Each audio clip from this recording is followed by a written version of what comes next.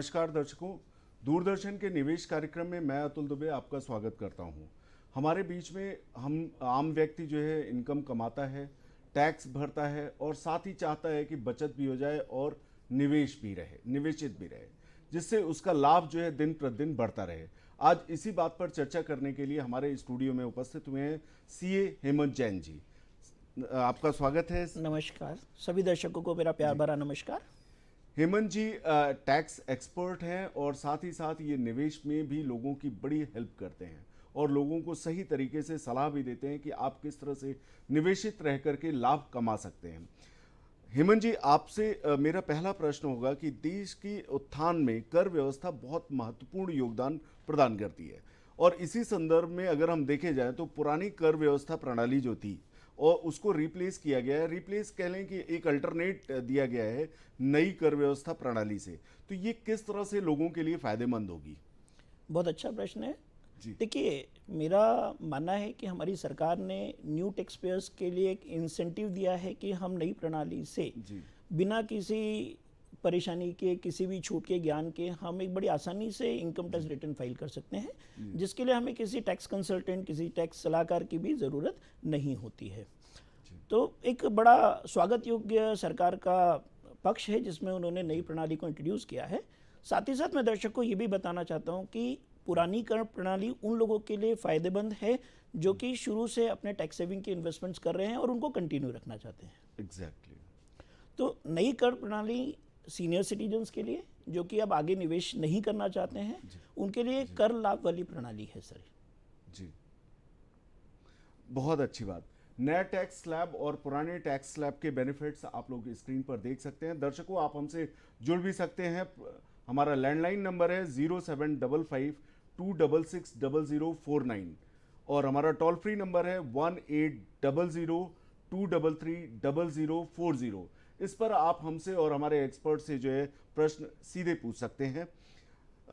हेमंत जी, आयकर में बचत, आयकर से बचत और बचत में आम आदमी की आवश्यकता क्या है और इसको प्रोत्साहित करने के लिए आप क्या सजेस्ट करेंगे? देखिए डॉक्टर साहब, बेसिकली हम लोग हिंदुस्तान के रहने वाले लोग हैं और हमारे दादा परदादा लोगों ने हमें बचत के बारे में शुरू से ही शिक्षा दी है।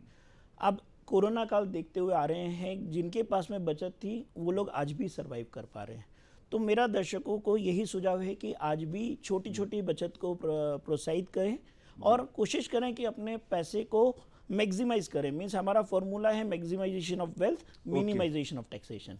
तो आपका जो प्रश्न है सर कि बचत और बचत से आयकर से बचत, तो अगर हम अपनी बचत को इस तरीके से प्लान करते हैं कि हम अपने टैक्सेशन को भी कम कर सकें, जो कर प्रोत्साहन वाले निवेश हैं हमारे पास में, जैसे पब्लिक प्रोविडेंट फंड हो सकता है, सुकन्या समृद्धि योजना हो सकती है, इससे हम अपनी बचत भी कर सकते हैं और साथ ही आयकर में भी हम बचत कर सकते हैं। एग्जैक्टली। तो नया टैक्स स्लैब और वर्सेस पुराना टैक्स स्लैब में अगर हम आय का वर्गीकरण करें तो किस प्रकार से उस स्लैब में कौन कितना टैक्स लायबिलिटी क्रिएट होगी और उस पर कितनी टैक्स बचत हो सकती है एक आम व्यक्ति की, उसके बारे में थोड़ा सा आप विस्तार से बताएं। अगर हम पुरानी कर प्रणाली और नई कर प्रणाली को देखें तो 5 लाख रुपए तक की जिनकी भी कर योग्य आय है, देखिए आज के समय में 5 लाख रुपए तक की कर योग्य आय पर कोई भी टैक्स नहीं है, चाहे आप नई प्रणाली से टैक्स भरें चाहे पुरानी कर प्रणाली से टैक्स भरें। लेकिन ऐसे करदाता जिनकी कर योग्य आय 10 लाख रुपए तक है और वो टैक्स सेविंग इन्वेस्टमेंट्स कर रहे हैं, तो मैं दर्शकों को सुझाव दूंगा कि वो पुरानी कर प्रणाली के आधार पर टैक्स भरे। लेकिन अगर कोई भी व्यक्ति इन्वेस्टमेंट नहीं करना चाहता है तो 10 लाख रुपए तक की भी इनकम है तो उसको नई टैक्स प्रणाली से फायदा होगा। हम निष्कर्ष के तौर पर कह सकते हैं कि अगर किसी भी व्यक्ति के पास हाउसिंग लोन नहीं है, आईटीसी की इन्वेस्टमेंट्स नहीं है, तो वो नई प्रणाली में अगर रिटर्न फाइल करेगा तो रिटर्न फाइल करना सरल भी होगा और सुगम भी होगा। लेकिन अगर किसी व्यक्ति के पास में इन्वेस्टमेंट्स हैं, हाउसिंग लोन्स हैं, टैक्स सेविंग इन्वेस्टमेंट है, तो उनको हमेशा 15 लाख की इनकम तक भी पुरानी कर प्रणाली में टैक्स का फायदा हो जाता है। बहुत अच्छी बात। अब ये टैक्स लायबिलिटी, अगर कोई व्यक्ति 5 लाख से अधिक इनकम कमाता है तो उसके लिए पुरानी टैक्स स्लैब, अगर नटशेल में हम बात को समझें तो वो उस समय जो है उसके लिए बेनिफिशियल है, और अगर 5 लाख से कम की आय है तो दोनों टैक्स प्रणाली सेम है सर। सेम है, Yes. बस टैक्स लायबिलिटी का ये डिडक्शंस वगैरह जो छूट है उन पर क्या बेनिफिट होगा या कैसे उनका लाभ ले देखिए सकते मैं हैं? दोबारा बताना चाहूंगा कि 5 लाख रुपए तक में हमारी कोई भी कर प्रणाली हम अडॉप्ट करते हैं, दोनों में टैक्स लायबिलिटी हमेशा जीरो होगी सर। ओके, पर 5 लाख से 10 लाख रुपए तक की आय के ग्रुप वाले लोग हैं, अगर वो इन्वेस्टमेंट कर रहे हैं तो मैं चाहूंगा कि वो पुरानी कर प्रणाली के आधार पर अपना रिटर्न फाइल करें, उसमें उनको कर में बचत होगी। लेकिन ऐसे दर्शक जो कि इन्वेस्टमेंट नहीं करते हैं, तो नई टैक्स प्रणाली में मैंने जो डिफरेंस हमने एक चार्ट में दिया है, लगभग 10 लाख रुपए तक में हमको 62,500 तक का फायदा है नई प्रणाली में। तो ये डिसीजन कि हमको कौन सी प्रणाली लेना है, हमको इस बात पर ध्यान देना होगा कि हमने निवेश किए हैं या निवेश नहीं किए। बहुत अच्छी बात। तो अब अगर हम देखें, हम भारतीय लोग तो बड़ी आसानी से बचत तो कर लेते हैं, लेकिन फाइनेंशियल अवेयरनेस उतनी ना होने के कारण हम ये नहीं डिसाइड कर पाते कि हमें निवेशित कहाँ पर रहना है, कहाँ पर हमें जो है टैक्स बेनिफिट भी मिल जाएगा और साथ ही साथ जो है हमारे पैसे में भी वृद्धि होगी। आज के कार्यक्रम का बड़ा सार्थक प्रश्न है सर ये। जी। और मैं बताना चाहूँगा दर्शकों को कि निवेश करने के लिए हमको जो वित्तीय निर्णय लेना पड़ता है, ये इस बात पर निर्भर करता है सर कि हमने जो बचत किया है वो कितनी सेफ है। तो जब भी कोई दर्शक हमारे निवेश करना चाहते हैं, मैं पहले आयकर से पहले हम इस बात पर वजन देना चाहेंगे कि हम जो निवेश कर रहे हैं, सबसे इंपॉर्टेंट बात है कि वो निवेश सुरक्षित हो, क्योंकि ये हमारी कोर मनी है। तो जब भी हम कोई निवेश करते हैं तो हमको सबसे पहला ध्यान रखना होता है कि हमारा निवेश सुरक्षित रहे, सुरक्षित होने के साथ साथ हमारी आयकर की लायबिलिटी को भी कम करे। बहुत अच्छी बात। हाँ, ये ज़्यादा जरूरी है कि हमारी कर जो लायबिलिटी है वो भी मिनिमाइज होनी हो। चाहिए। तो मैं मैसेज दर्शकों को देना चाहूँगा कि हमारा निवेश इस तरह से होना चाहिए कि हमारी धन में भी वृद्धि हो और कर की लायबिलिटी भी कम हो। इसके लिए मैंने कुछ इन्वेस्टमेंट सजेस्ट किए हैं। विभिन्न आयु वर्ग के लोगों के लिए अलग अलग इन्वेस्टमेंट्स हमने लिए हैं, जो हम आगे परिचर्चा में इसको शामिल कर लेंगे। तो अब अगर जैसे ये देख लिया जाए कि इंश्योरेंस को कई बार हम लोग जो है, एक मैं डायरेक्ट आपसे जो है लेमैन जैसा प्रश्न जानना चाहूँगा कि इंश्योरेंस को लेकर के हम कई बार सोचते हैं कि हमारा निवेश है, उस पर हमें टैक्स बेनिफिट भी मिलता है, पैसे में वृद्धि भी होती है, तो आप इसको कैसे कहेंगे कि ये जो हमारे लिए उचित निवेश है या नहीं है? देखिए डॉक्टर साहब, मैं बताना चाहूँगा कि हमारे पास में एक शब्द होता है निवेश और एक शब्द होता है जोखिम। अगर हम निवेश और जोखिम को एक साथ रखने की कोशिश करेंगे तो हमारा निवेश का जो रिटर्न होगा वो कम हो जाएगा। इसीलिए अगर आप देखेंगे तो हमारे जितनी भी बीमा कंपनियां हैं, ये अलग अलग प्लान हमारे दर्शकों को प्रोवाइड कराती हैं। जैसे हम अगर इंश्योरेंस की कैटेगरी को, जीवन बीमा को अगर बाइफर्केट करें तो हमारी जीवन बीमा पॉलिसी दो तरह से डिस्ट्रीब्यूट होती है सर। एक को हम बोलते हैं इंडोमेंट फंड और एक को बोलते हैं टर्म प्लान। जो टर्म प्लान होता है सर, उसमें हमको पैसे का रिटर्न नहीं मिलता है, लेकिन अगर आप टर्म प्लान का प्रीमियम अमाउंट देखेंगे तो बहुत छोटा प्रीमियम अमाउंट होता है। वेरस अगर हम इंडोमेंट प्लान में जाते हैं तो प्रीमियम अमाउंट बड़ा होता है और सम एश्योर्ड छोटा होता है। तो देखिए, आज हम जो बीमा करवा रहे हैं, देखिए वो जोखिम को मिटिगेट करने के लिए कर रहे हैं। अब मान के चलिए, जैसे एक आम व्यक्ति है जिसके घर में 2 बच्चे हैं, बीबी है, कल को उसके साथ कोई कैजुअलिटी होती है, तो उसको इतना पैसा तो मिलना चाहिए कि बाकी जो बचे हुए परिवार के सदस्य हैं वो अपना जीवन निर्वाह अच्छे से कर सकें। तो मैं अपने दर्शकों को सुझाव देना चाहूँगा कि आप अपना इंश्योरेंस उस वैल्यू का जरूर करिए जिससे कि आपके पीछे जो लोग रह जाते हैं उनका जीवन निर्वाह अच्छे से हो सके। उसके लिए आपको प्रीमियम अमाउंट को छोटा करना पड़ेगा। और आप मार्केट में देखेंगे सर तो टर्म प्लान्स, अच्छे टर्म प्लान्स अवेलेबल हैं जो कम प्रीमियम पर आपकी अधिक वैल्यू का इंश्योरेंस करते हैं। करना चाहिए।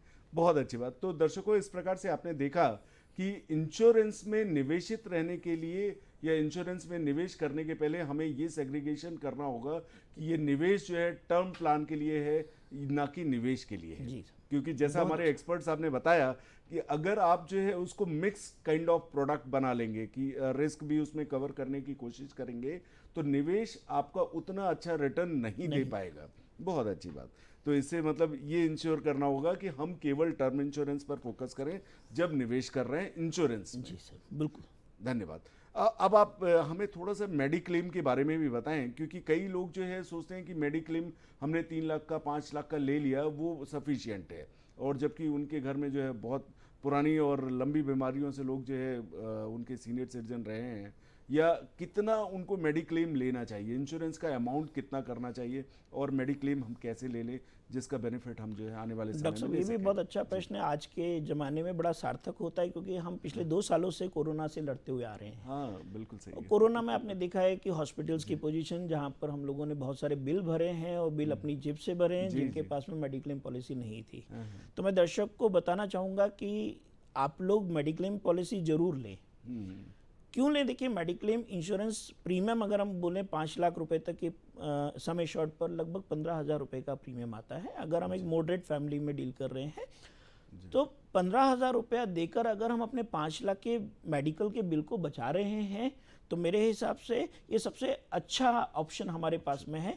मैं एक उदाहरण भी आपको देना चाहता हूँ सर कि हम जब भी कोई गाड़ी खरीदते हैं तो गाड़ी खरीदते समय हम अपनी गाड़ी का सबसे पहले इंश्योरेंस कराते हैं। इंश्योरेंस करा करके ही शोरूम से नीचे ले शोरूम के नीचे तभी आते हैं जब हम इंश्योरेंस कराते हैं। तो देखिए, उस इंश्योरेंस का डायरेक्ट बेनिफिट तो हमको कुछ नहीं मिलता, लेकिन कल को कोई गाड़ी का एक्सीडेंट हो जाता है, थर्ड पार्टी कोई क्लेम होता है, तो फिर वो हमारी पर्सनल ऑब्लिगेशन ना बनते हुए इंश्योरेंस कंपनी का ऑब्लिगेशन बनता है और वो हमारी प्योर बचत है।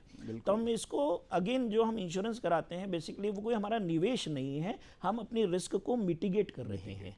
तो दर्शकों को मैं सलाह देना चाहूँगा कि अगर आपके पास मेडिक्लेम नहीं है, आपके घर में सीनियर सिटीजन्स हैं, तो अपने परिवार का इंश्योरेंस जरूर कराएं और अपने आने वाले खर्चों को बचत करने की कोशिश करें। कई बार क्या रहता है कि खर्चा न होना भी एक तरह की बचत है और वो हमें जो बिल्कुल है फायदा देती है। हम तो यही बोलते हैं कि इन्वेस्टमेंट का मतलब ना केवल पैसा बचाना है बल्कि खर्चे को भी कम करना है और इसका टैक्स बेनिफिट भी। जी सर, जी वही मैं उसी टैक्स के पॉइंट ऑफ व्यू पर आ रहा था कि अगर हम अपना मेडिक्लेम पॉलिसी लेते हैं तो हमको अगर नॉन सीनियर सिटीजन्स का इंश्योरेंस कराया, लाइक अगर मैं अपनी वाइफ और बच्चों का इंश्योरेंस कराया है तो हमको 25,000 रुपये की अपनी आय में से छूट मिलती है। लेकिन यही बीमा अगर हमने अपने पेरेंट्स का कराया है जो सीनियर सिटीजन्स हैं, ऐसे केस में हमको 50,000 रुपये तक के बीमा की छूट मिलती है। अगर मैं आपको बताऊं कि मैंने अपने सेल्फ फैमिली में माई सेल्फ, माई वाइफ और बच्चे का बीमा कराया, साथ में मैंने अपने माता पिता का भी इंश्योरेंस कराया है, तो मेरी आयकर में मुझे 75,000 रुपये तक की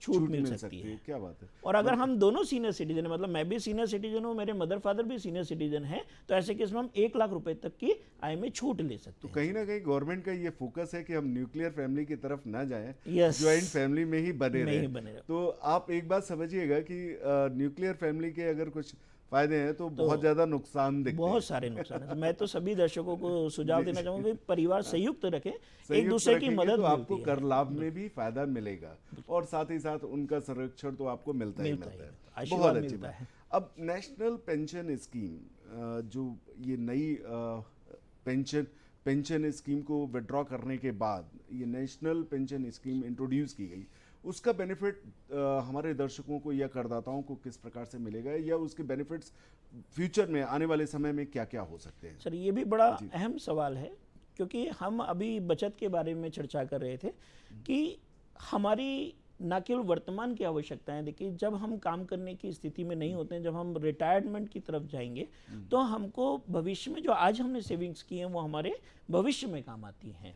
देखिए, जब तक हम इस दुनिया में हैं तब तक तो हमको पैसे की जरूरत नहीं पड़ेगी, हम जब तक काम कर रहे हैं तब तक हमको पैसे की जरूरत नहीं पड़ेगी, लेकिन जिस दिन हम काम करने की पोजीशन में नहीं होंगे उस समय पर हमको ये जो सेविंग्स हैं वो बड़ी काम आती हैं। तो सरकार का जो पहल है नेशनल पेंशन स्कीम को लेकर, मैं आपको बताना चाहूँगा कि जो नेशनल पेंशन स्कीम है ये बेसिकली ना केवल एम्प्लॉयमेंट के लिए दिया गया है, मतलब एम्प्लॉयर एम्प्लॉय रिलेशनशिप के लिए दिया गया है, बल्कि अगर एक सेल्फ एम्प्लॉयड पर्सन भी है तो वो भी नेशनल पेंशन स्कीम का लाभ ले सकता है। अब अगर हम आयकर पॉइंट ऑफ व्यू से नेशनल पेंशन स्कीम की तरफ देखते हैं तो हम इसको 2 पार्ट में सेग्रीगेट पहले करना चाहेंगे कि अगर एक सेल्फ एम्प्लॉयड व्यक्ति है तो वो नेशनल पेंशन स्कीम का फायदा कैसे ले सकता है जी। तो अभी तक हम लोग जो चर्चा कर रहे थे वो लगभग हम अपनी चर्चा को धारा 80C तक ही सीमित रख रहे थे और हमारे करदाता जानते हैं कि हमको 80C में 1.5 लाख की छूट मिलती है, उसके बाद हम लोग चुप हो जाते हैं। लेकिन मैं करदाताओं को बताना चाहूँगा कि हमको 1.5 लाख के अलावा अगर हम एनपीएस में कोई कंट्रीब्यूशन कर रहे हैं तो ये एडिशनल 50,000 रुपए की हमारी आय में से कटौती होगी। This is maximum limit. अगर आपने, और यहाँ ये भी बताना इंपॉर्टेंट होगा कि एनपीएस में कोई मैक्सिमम अमाउंट नहीं है। मीन्स अगर आप 500 रुपये या 1000 रुपये भी कंट्रीब्यूट करते हैं, अगर आपके पास फाइनेंशियल पोजीशन नहीं है तो आप 1000 रुपये जमा करके भी इस खाते को कंटिन्यू कर सकते हैं। तो ये तो बात हो गई सेल्फ एम्प्लॉयड लोगों की। दूसरी इंपॉर्टेंट बात है कि जब ये एनपीएस मैच्योर होता है सर, जब 60 साल की उम्र होगी और ये एनपीएस मैच्योर होगा तो हम 60% पोर्शन लमसम भी ले सकते हैं और रिमेनिंग 40% का हमको पीरियडिकल मंथली पेंशन मिलता रहेगा। अब हम बात करें ऐसे लोग जो ऑलरेडी एम्प्लॉयमेंट में हैं और नई पेंशन नीति जिनके ऊपर लागू है, क्योंकि सरकार ने 1 जनवरी 2004 से जो नए एम्प्लॉयज़ हैं उनके लिए एनपीएस का ऑप्शन दिया था जी, या एनपीएस लागू किया था। तो इनके लिए ट्रिपल बेनिफिट है सर। ट्रिपल बेनिफिट का मतलब ये हुआ कि एक तो एनपीएस में एम्प्लॉयर कंट्रीब्यूट करेगा, मतलब हम तो जो कंट्रीब्यूशन करेंगे ही करेंगे, हमारा एम्प्लॉयर भी कंट्रीब्यूट करेगा।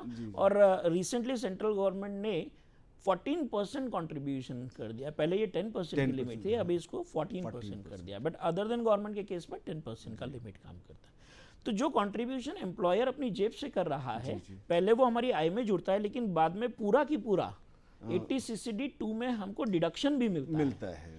और एम्प्लॉय ने जो अपना कंट्रीब्यूशन किया है, अगर उसकी 80C में 1.5 लाख की लिमिट ब्लॉक नहीं हो पा रही है तो पहले वो उसमें छूट ले सकता है। अगर वो छूट एग्जॉस्ट होने के बाद भी कुछ बैलेंस बच रहा है तो 150 के अलावा 80CCD1B में वो एक्स्ट्रा छूट भी ले सकता है, जिसकी लिमिट वही 50,000। तो इस तरह से मतलब आप ये देखें कि एक तो हम अपना बुढ़ापा भी सिक्योर कर रहे हैं, रिटायरमेंट के बाद जो है हमको एक बहुत अच्छी इनकम भी मिलती रहेगी, और साथ ही साथ जो है हम टैक्स बेनिफिट भी इमीडिएट लेकर के अपनी टैक्स लायबिलिटी कम कर रहे हैं। मतलब अगर हम इसको एग्जामिन करने की कोशिश करें कि मैंने अगर 50,000 रुपए डाला है और मैं 30% के स्लैब में हूँ तो मेरा एक्चुअल इन्वेस्टमेंट तो 35,000 हुआ, 15,000 तो हमारे वहीं पे बच गए, इमीडिएट बच गए। और साथ में जब हम रिटायर होंगे तो उस समय भी 50,000 पूरा मिलेगा विद इंटरेस्ट। क्या बात है। नेशनल पेंशन स्कीम के बाद एक और योजना है गवर्नमेंट की, पीपीएफ। जी सर। तो अब इसमें जो है पीपीएफ में कंट्रीब्यूशन हम किस तरह से करते हैं और कितना बेनिफिट मिल सकता है, यहाँ पर हम जो है कैसे एक आम व्यक्ति जाकर के निवेशित हो सकता है। देखिए, युवा वर्ग के लिए मैं स्पेशली कहना चाहूँगा कि जो हमारे युवा टैक्स पेयर्स हैं सर, जो लगभग 24 से 40 साल की एज ग्रुप वाले हैं, मैं उनको ये सुझाव देना चाहूँगा कि वो पीपीएफ में ज़रूर इन्वेस्ट करें। पीपीएफ की 2 खासियतें सर। पीपीएफ में मिनिमम 500 रुपये हमको साल में डिपॉजिट करना है अगर हमारे पास फ्लेक्सिबिलिटी है, और मैक्सिमम 1,50,000 पूरा जो हमारा 80C का कोटा है हम पीपीएफ से पूरा कर सकते हैं। दूसरी बात, जो पीपीएफ से होने वाला ब्याज है, ये पीपीएफ से होने वाला ब्याज भी हमको इनकम टैक्स में एग्जेम्प्टेड होता है, ये हमारी आय, टैक्सेबल आय में नहीं जुड़ता। अदरवाइज आप जब कोई टैक्स सेविंग एफडी करते हैं तो टैक्स सेविंग एफडी के केस में हमारा जो ब्याज होता है वो हमारी इनकम फ्रॉम अदर सोर्सेज में जुड़ जाता है। पर पीपीएफ के केस में हमको ब्याज टैक्सेबल नहीं है, पूरा की पूरा ब्याज एग्जेम्प्टेड है। ना केवल इतना सर, मैच्योरिटी पर जब हमको ये पीपीएफ का पूरा पैसा विद इंटरेस्ट मिलेगा तो ये भी पूरा की पूरा हमारे टैक्स में शामिल नहीं होगा, ये पूरा की पूरा एग्जेम्प्टेड फ्रॉम टैक्स होगा। क्या बात है। तो मतलब ये वो सोर्सेज हैं जहां पर हम टैक्स बेनिफिट भी लेते हैं और अपनी बचत में बढ़ावा भी देते हैं। क्या बात है। और without zero paying tax risk यहाँ पर जो है बहुत। पीपीएफ सरकारी स्कीम में आप सब जानते हैं कि इसमें कोई भी हमको रिस्क नहीं है कि पैसा डूब जाए। एक और इम्पॉर्टेंट बात आपको पीपीएफ के बारे में बताना चाहूँगा कि इस अकाउंट की एक और बड़ी खासियत है कि ये कोर्ट के ऑर्डर से भी अटैच नहीं होता है। मतलब अगर मान लीजिए अगर आपकी कोई लायबिलिटी है तो आप उस लायबिलिटी को कोर्ट भी ऑर्डर कर देगा तो आपके पीपीएफ से पैसा नहीं निकाला जा सकता। तो ये भी एक एक्स्ट्रा एडवांटेज है जो हम बचत की बात कर रहे हैं। अच्छा, ये तो उन लोगों की बात हो गई कि जिन्होंने रिस्क नहीं लेना है।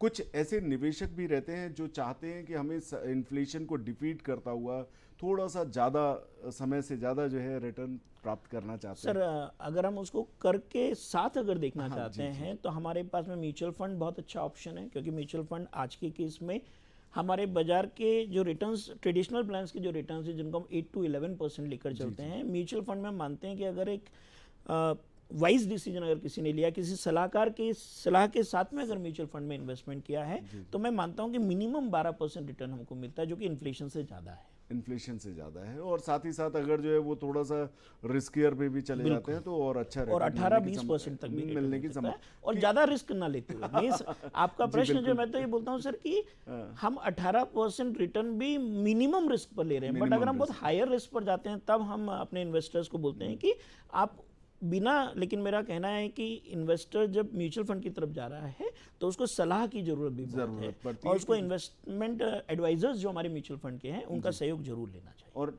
समय का ध्यान रखने के लिए जो है वहाँ पर बहुत आवश्यक ये भी एक आपने बहुत अच्छी बात कही कि म्यूचुअल फंड में टाइमिंग बहुत इंपॉर्टेंट है, स्विचिंग बड़ा इंपॉर्टेंट है। नेशनल सेविंग सर्टिफिकेट में हम निवेश कैसे कर सकते हैं और इसका टैक्स बेनिफिट हमको कैसे मिलेगा? देखिए डॉक्टर साहब, एनएससी बेसिकली ये भी अगर मुझसे पूछा जाए तो हम न्यू कमर्स के लिए एनएससी भी सजेस्ट करते हैं। क्यों सजेस्ट करते हैं? देखिए उसके पीछे भी रीज़न है। कई बार लोग मुझसे, जब हमारे क्लाइंट्स आते हैं तो पूछते हैं सब एनएससी में इन्वेस्टमेंट क्यों? तो एनएससी में अगर मान लीजिए आपका कोई भी इन्वेस्टमेंट नहीं, कोई व्यक्ति चाहता है कि हम पीपीएफ में 15 साल तक पैसा नहीं रखना चाहते हैं, तो एनएससी का जो लॉक इन पीरियड होता है सर वो 5 साल का होता है। 5 साल बाद आपका पैसा फ्री हो जाता है। जी। दूसरी इंपॉर्टेंट बात है कि जब भी हम कोई टैक्स सेविंग एफडी बनाते हैं तो उसका ब्याज टैक्सेबल होता है।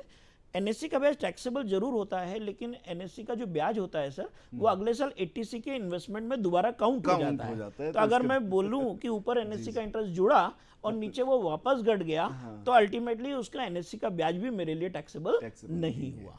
तो एनएससी नए बच्चों के लिए बड़ा अच्छा ऑप्शन है। ये तो वही कहावत हो गई, आम के आम और गुठलियों के दाम। एकदम मतलब दोनों साइड से हमें बेनिफिट, इनकम भी मिल रही है और हमारी आय में वो जुड़ भी नहीं रही। क्या बात है। अब हम आपसे एक, हालांकि आयकर और बचत निवेश ये बड़ा लंबा टॉपिक है, इसको हम जो है दर्शकों कई एपिसोड में करेंगे, बट जो है यहाँ पर हम चलते चलते आपसे ये भी पूछना चाहेंगे कि हाउसिंग लोन के बारे में, हाउसिंग लोन से हम टैक्स बेनिफिट कैसे ले सकते हैं? सर ये भी बड़ा इंपॉर्टेंट प्रश्न है, और मतलब इतने इन्वेस्टमेंट्स में अगर हम देखें तो हाउसिंग लोन हमारी टैक्स सेविंग के लिए बड़ा इंस्ट्रूमेंट है। कैसे बड़ा इंस्ट्रूमेंट है? देखिए हाउसिंग लोन जब हम लेते हैं, पर हाउसिंग लोन के लिए सर पहले एक डिस्क्लेमर मैं देना चाहूँगा कि जो लोग आज का कार्यक्रम हमारा देख रहे हैं वो अपनी डेट्स ज़्यादा ना बढ़ाएं। पहले हमको ये देखना बहुत ज़रूरी है कि हमारी मासिक आय क्या है। मैं सजेस्ट करूंगा कि मासिक आय से 40% से ज़्यादा की डेट्स हम अपने ऊपर ना लें। मतलब जो हमको मंथली अपना हाउसिंग लोन का इंस्टॉलमेंट देना होता है वो हमारी आय का 40% से ज़्यादा ना हो। हैवी डेट्स हम अडॉप्ट ना करें। डेट ट्रैप में फंसने का भी ये बहुत बड़ा रीज़न है कि लोग जो है अच्छा घर लेने की लालच से बड़ा लोन ले लेते हैं और बाद में जो है वो डेट ट्रैप में उलझ जाते हैं। तो सबसे इम्पॉर्टेंट बात की बात, अब हम जहाँ तक टैक्स सेविंग्स की अगर हम बात करें तो अगर हमने कोई भी हाउसिंग लोन अपने रहने के लिए, मकान के लिए लिया है, तो ऐसे केस में हमको 2 लाख रुपए तक के ब्याज की छूट मिलती है, जो कि हमारी आय से सीधा कम होता है। मतलब अगर आपकी सैलरी 12 लाख रुपया है और आपने 2 लाख रुपए का हाउसिंग लोन पे किया तो आपकी टैक्सेबल इनकम केवल 10 लाख रुपए रह जाएगी। यानी आपने लगभग 2 लाख रुपए ब्याज पे करके 60,000 रुपए अपने बचा लिए हैं। ना केवल इतना, अगर आपने जो प्रिंसिपल पे किया है, ये प्रिंसिपल पर भी हमको धारा 80C में इनकम टैक्स में 1.5 लाख रुपए तक की छूट मिलती है। एक बात और सर इसमें ऐड करना चाहूँगा कि आजकल हमारे बैंक्स भी हाउसिंग लोन की कई सारी स्कीम्स लेके आए हैं, और मैं एक स्कीम आपके सामने मार्क करना चाहूँगा जो हमारे दर्शकों के लिए बड़ी काम की स्कीम है, हाउसिंग लोन स्कीम है, जिसको कि नाम दिया गया है SBI मैक्स गेन स्कीम। इस स्कीम का सर फायदा क्या है? देखिए आजकल हम लोग क्या करते हैं कि जब हमारे पास कभी कंपनी ने हमको बोनस दिया है तो बोनस हम लोग अपने टर्म लोन में जमा कर देते हैं, और नियर फ्यूचर में अगर हमको एक्स्ट्रा पैसे की जरूरत पड़ी है तो वो पैसा टर्म लोन में जाके ब्लॉक हो जाता है। हम उस पैसे को दोबारा रिकॉल नहीं कर सकते हैं, लेकिन अगर आप मैक्स गेन स्कीम में जाते हैं तो इस पैसे को आप रिकॉल भी कर सकते हैं जितना आपने एक्स्ट्रा जमा किया। मतलब इमरजेंसी पे हम उस फंड को यूज भी कर सकते हैं। बहुत अच्छी बात। तो मैं हाउसिंग लोन में ये बताना चाहूँगा कि हमको ब्याज की छूट तो मिल रही है, साथ में हमको इंटरेस्ट के अलावा प्रिंसिपल की भी छूट मिल रही है। जी, तो दर्शकों समय की कमी के कारण जो है हम इस एपिसोड को यहीं पे ख़त्म करते हैं। आगे हम फिर आपके साथ चर्चा में शामिल होंगे जैन साहब के साथ। जैन साहब आप स्टूडियो में आए, आपका बहुत बहुत स्वागत। धन्यवाद। तो दर्शकों इस तरह से हमने देखा कि आयकर, बचत और निवेश ये सिक्के के एक ही पहलू हैं। आप आयकर भी पे करना कंपलसरी है, बचत करना भी हमें बहुत ज़रूरी है और साथ में निवेशित रह करके उसका लाभ कमाना भी हमारे लिए आवश्यक है। तो एक्सपर्ट्स ने इससे रिलेटेड बहुत सारी बातें हमें जानकारी में दी। अगले सप्ताह फिर हम मिलेंगे आपसे इसी टॉपिक को आगे बढ़ाते हुए। धन्यवाद, नमस्कार।